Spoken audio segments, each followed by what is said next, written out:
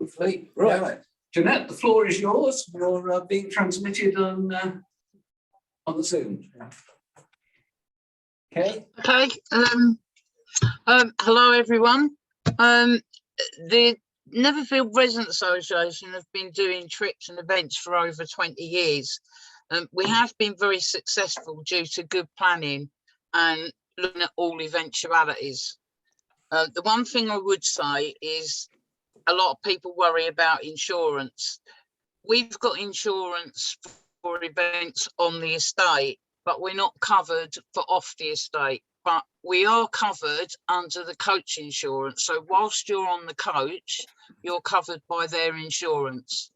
So some people, they might want to do a disclaimer that once they're at the venue, it's up to them. I've never had to do that before, and everything's always gone okay. Sometimes you do get people on there that have got special needs or mental health. If they are on their own, it's best not to let them stay on their own and to have someone buddy them at the trip. That's quite important, but mostly they do come with the carer and that. The first thing you need to do when organising a trip, the very first thing is to find out where residents want to go. So who are your target residents? It can be expensive to go to some venues because not only have you got your coach fare, but also some places there's an entrance fee, and the discounts some people give aren't very good. So you have to look at who you're targeting. Also, you need to think about, is there something going on to the venue that you're going to? Like, for instance, a carnival or a food festival.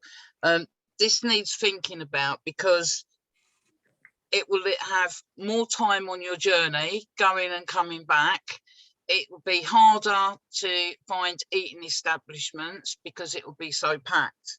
So we have been to various like festivals and carnivals and food festivals in Weymouth, for example, but we only actually got 3-4 hours off the coach because it was just so packed. It just really wasn't worth doing on when there's something going on. So look at your various destinations where you think residents would like to go. Look at the distance, how long it would take to get there. Is there lots of eating places? Is it flat for wheelchairs and buggies? Once you've got a list of, say, 4 or 5 venues, put them on Facebook or in a newsletter or notice boards and ask residents to give you their choice of venue. Also, what day that you want to go on. We tend to go during the weekend, as most people do have weekends off. I know some people do work, but the schools and other groups tend to go during the week. So we like to try and include as many people as we can. So we do ours on a Saturday or a Sunday. So when your results have come back in on where people want to go, you need to get 2 or 3 quotes from coach companies. We tend to use Bill's Coaches or Z&S. The staff are really good. They load up the back with buggies and scooters and wheelchairs. They also have access to large coaches or 2 or more smaller ones at the same time. And all coach companies are fine if you want to go and visit and look at the coach that you're going to be hiring to see what you're getting. And you can draw a plan out of your chosen coach for a seating plan for when you do the actual event.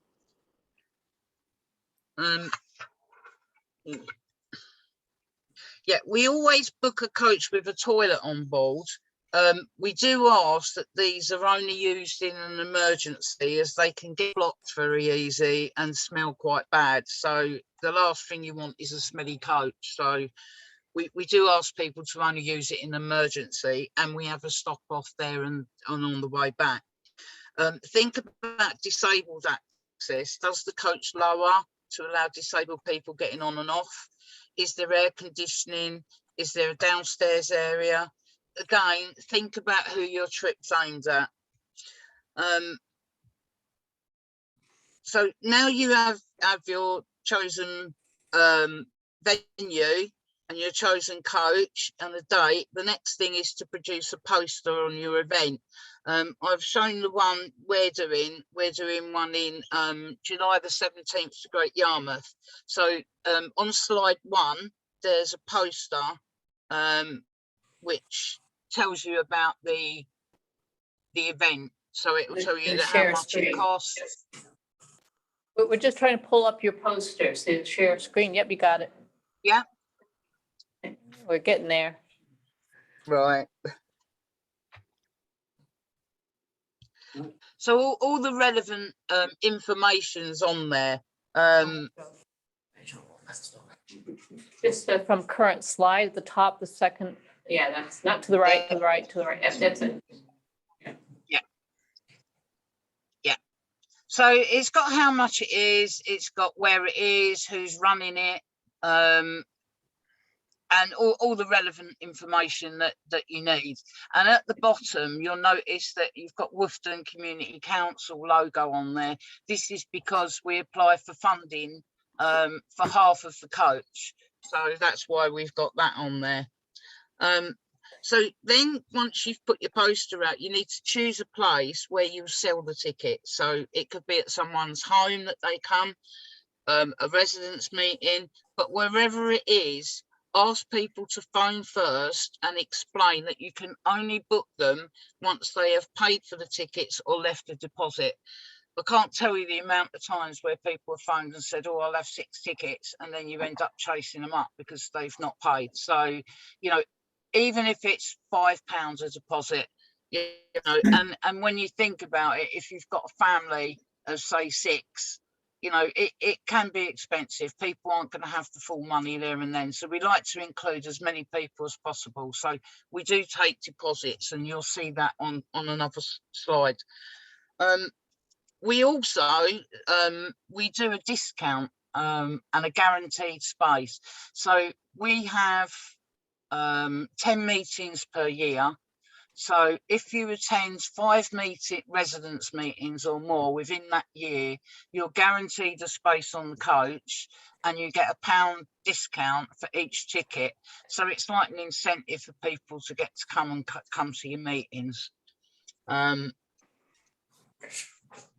So yeah, so on slide 2, if you go to slide 2, forward. Oh, sorry. Yeah. You say slide on the right. Yes. Yeah. Sorry. The next The slide. slide comes this way, right? Yeah. That There one. we go. There we go. Sorry. All right. right, slide 2 is where it's just an A4 piece of paper, and I write out, there's 4 tickets on each, so I print it off and cut them out, and it gives all the information. So what I do is, on the back of the ticket, when somebody phones and says, I want 4 tickets, I say, right, you need to come pay a deposit or pay the full amount. So when they come round, I write on the back their name, how many tickets, how much the tickets are. As I say, some will be dearer if they haven't attended the meetings, you know, they won't get the discount. You put down if it's a deposit, how much is left, put the date they've paid and sign it. Then what you do is, on the booking form that I'll show you on the next slide, is where you put all that information. So you print off this booking form and you have it to hand, and you write it down as people come along, and then you transfer that information onto the computer. So you've got 2 lots there. How we work out the money, right? The example I'll give is the 17th of July. The coach for 79 seater was 975. We asked for half from Woughton Community Council. You can also go to Milton Keynes Council, who also do 2 lots of £400 grants. Then whatever's left is divided between 79. So that gave us a total of £6. So that's how we got to that money. We charge for babies because the way coaches work is their insurance is covered by the amount of heartbeats on the coach. So if you've got a 79 seater, that's 79 heartbeats. So, you know, you have to pay for children that on our trips. Once your tickets are all sold, it's always best to keep a reserve list, because you'll get people phoning and wanting tickets, and once the tickets are gone, that's it.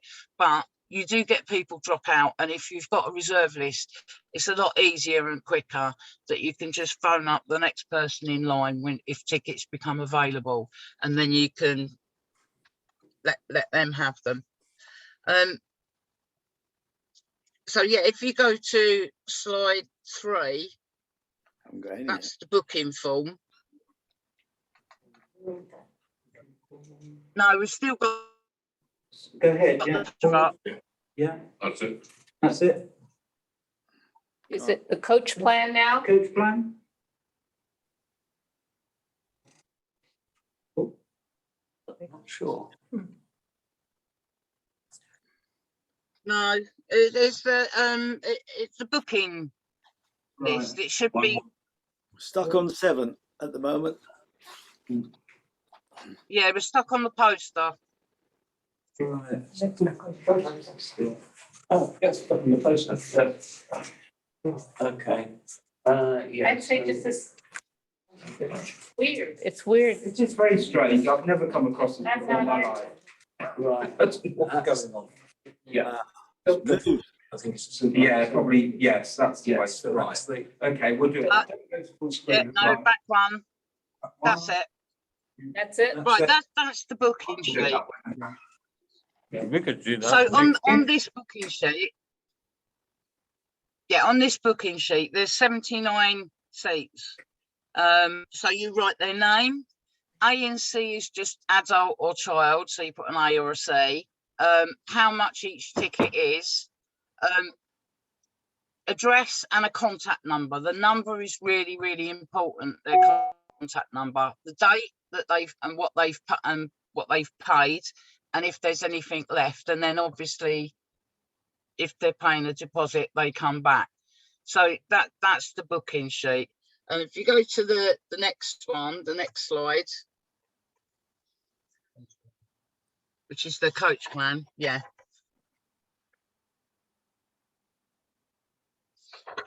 Yeah.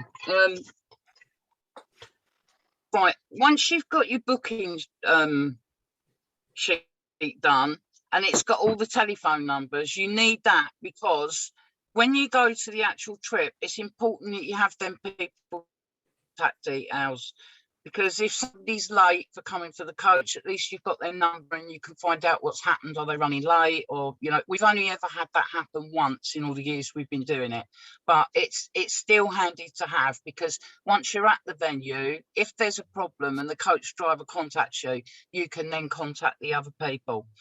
So this here is a seating plan. Now, we always do a seating plan for the reasons of it's in family and friends to sit together.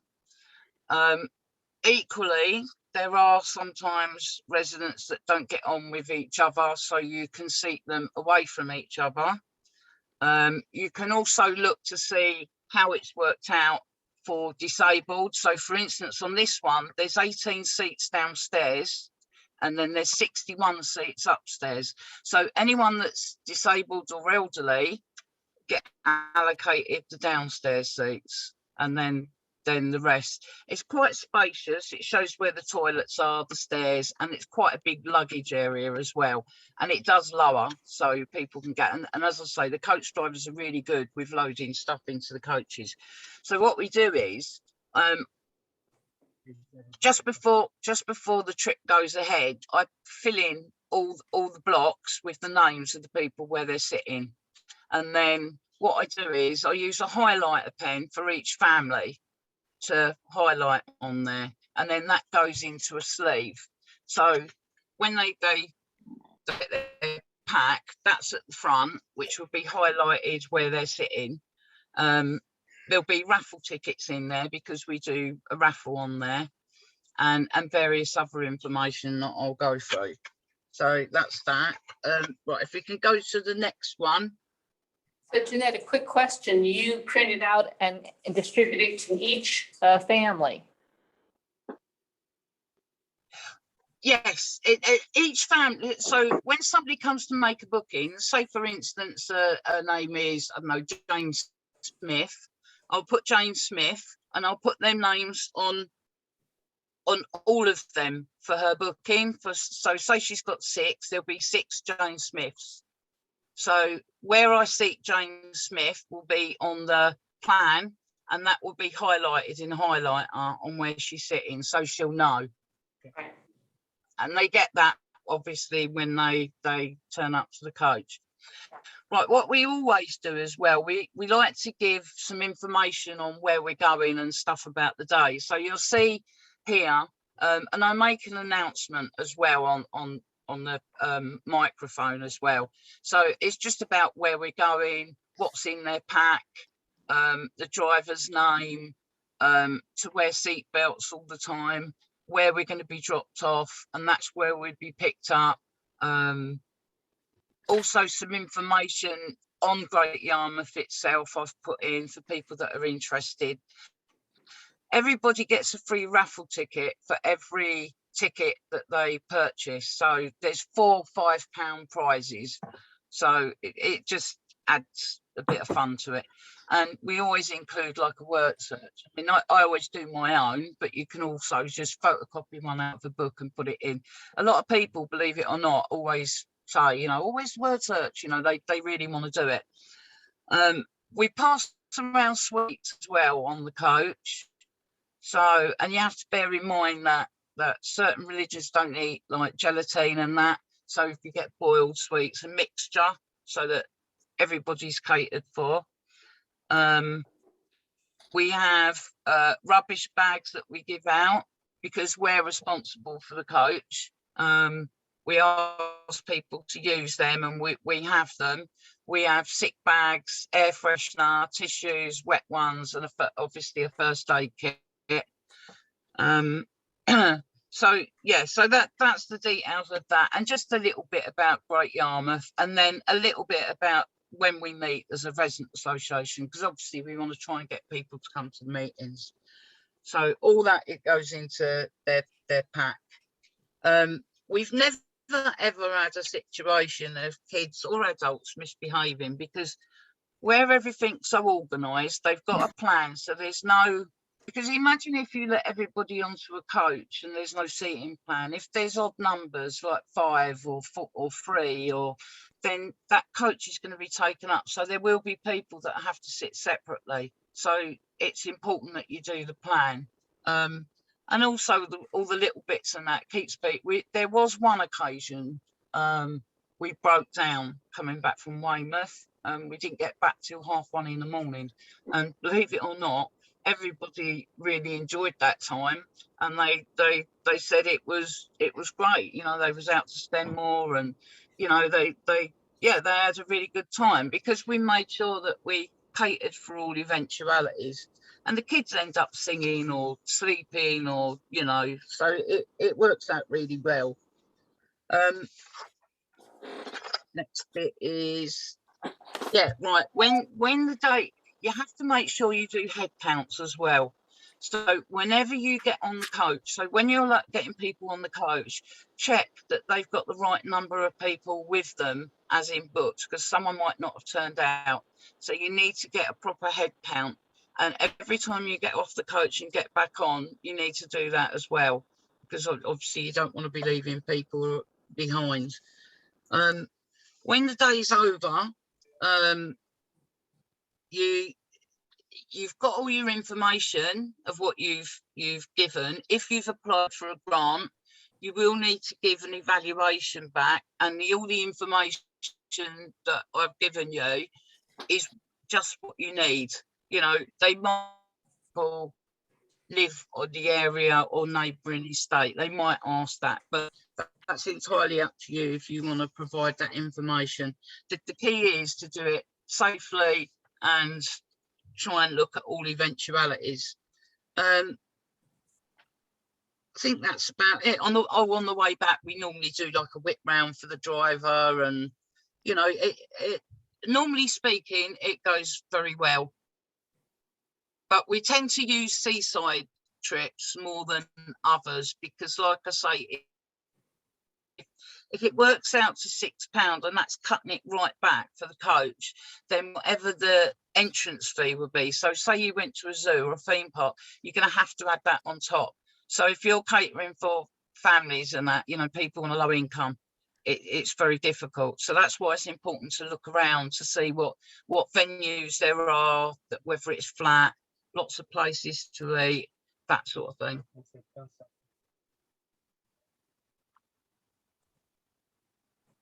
Yeah, and if you don't sell the tickets, obviously the Resident Association has to pick up the shortfall, but that very rarely happens.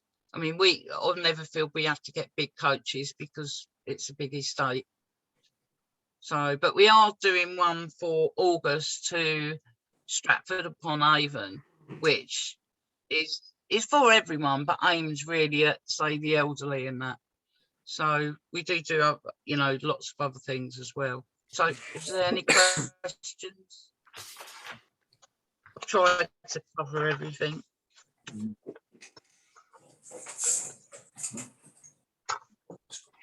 Have you ever done local ones?